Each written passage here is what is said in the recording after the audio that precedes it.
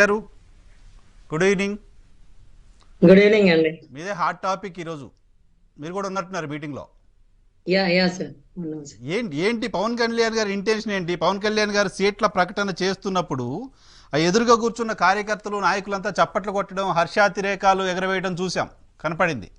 ఏం జరిగింది ఎగ్జాక్ట్లీ? మీరు అక్కడే ఉన్నారు కాబట్టి.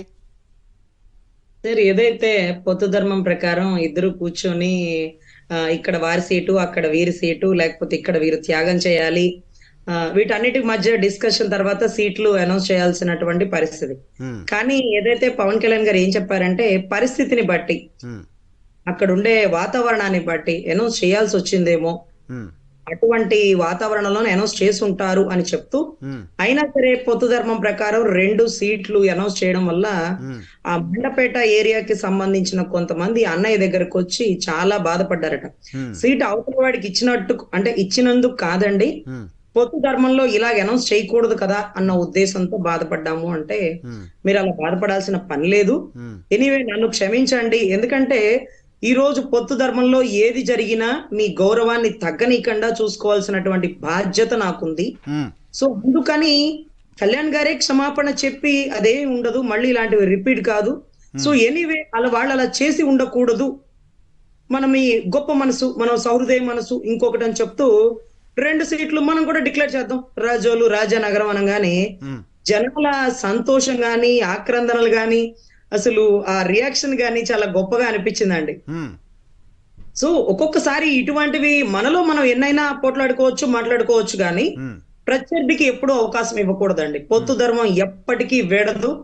వైసీపీని గద్దదించడం కోసం టీడీపీ జనసేన కలిసి పనిచేసేది. పొత్తు ధర్మాన్ని తెలుగుదేశం పార్టీ పాటించకుండా అలా టికెట్లు అనౌన్స్ చేయడం కరెక్ట్ కాదు అని జనసేన భావించింది, జనసేన కార్యకర్తలు భావించారు, నాయకులు భావించారు. సేమ్ పరిస్థితి మళ్ళీ మీరు కూడా పొత్తు ధర్మం పాటించకుండా వాళ్ళకి చెప్పకుండా టికెట్లు అనౌన్స్ చేయటం, మీరు కూడా పొత్తు ధర్మం పాటించలేదు అనే ఇంప్రెషన్ కలగట్లా? సార్, దెబ్బకి దెబ్బ అంటే 2 సీట్లు అంటే మేము కూడా 2 సీట్లే కదా డిక్లేర్ చేసింది. మీరిద్దరు కలిసి వైసీపీని దెబ్బ కొట్టాలి, మీరు దెబ్బకి దెబ్బ కొట్టుకుంటే ఎట్లా? సార్, దెబ్బకి దెబ్బ అంటే వాళ్ళు ఎన్ని 2 సీట్లు అయితే మనకు, అంటే జనసేనలో కూడా కొంచెం సంతోషాన్ని నింపాల్సినటువంటి అవసర బాధ్యత ఆయనకు ఉందండి. ఈ రోజు ఆయన కలిసి వెళ్ళాలి అనగానే ప్రతి ఒక్కరూ కలిసి ఆయనతో ఎందుకు ప్రయాణం చేస్తున్నామంటే, ఎక్కడా గౌరవం తగ్గించకుండా మీకు ఇబ్బంది కలగకుండా చూసుకునే బాధ్యత మాది అంటూ ఈ రోజు అన్నయ్య జన సైన్యం అందరికీ మాట ఇచ్చారు.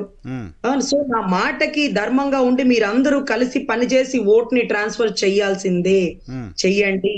ఇది రాష్ట్ర ప్రయోజనాల కోసం, రాష్ట్ర అభివృద్ధి కోసం అంటూ అన్నయ్య చెప్పినప్పుడు, ఈ రోజు వాళ్ళు మాకు చెప్పకుండా, అంటే పొత్తు ధర్మాన్ని వీడి 2 సీట్లు అనౌన్స్ చేశారు అంటే, అదే రకంగా మనం కూడా ఇద్దాం 2 సీట్లు అంటే, దాంట్లో మీకు ఇక్కడ ఇద్దరు గొడవ పడ్డారన్న సిచ్యువేషన్ ఉండదండి.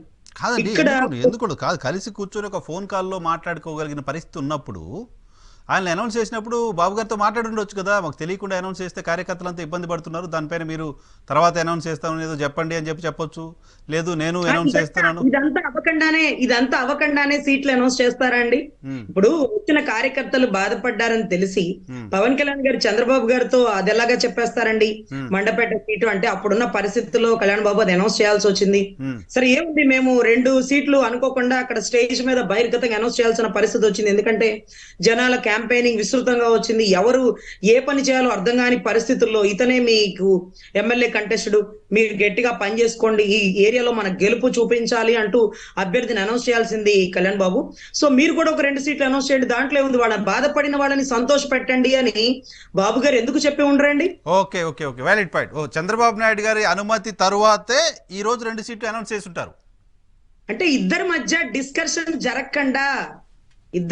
డిస్కషన్ జరగకుండా ఇదంతా జరగదు కదండి అని మన ఉద్దేశం. ఎందుకంటే ఇద్దరు డిస్కషన్ చేసే సీట్లు అనౌన్స్ చేయాలి. అదే ఇప్పుడు మీరు కొంతసేపటి క్రితం వైఎస్ఆర్ కాంగ్రెస్ పార్టీకి సంబంధించిన వాళ్ళకి కొంతమంది స్టేట్మెంట్ చూసా, రాజానగరం రాజోలు ఎట్లాగో ఇవి జనసేనకి ఇచ్చేయి, ముందే కేటాయించారు, అవి ఇప్పుడు పవన్ కళ్యాణ్ గారు అనౌన్స్ చేశారు, ఏంటి రాంగ్ అని వాళ్ళు అంటున్నారు. ఇప్పుడు మీరు మాట్లాడుతున్న భాష కూడా సేమ్ దాన్ని సపోర్ట్ చేస్తున్నట్టుగానే ఉంది.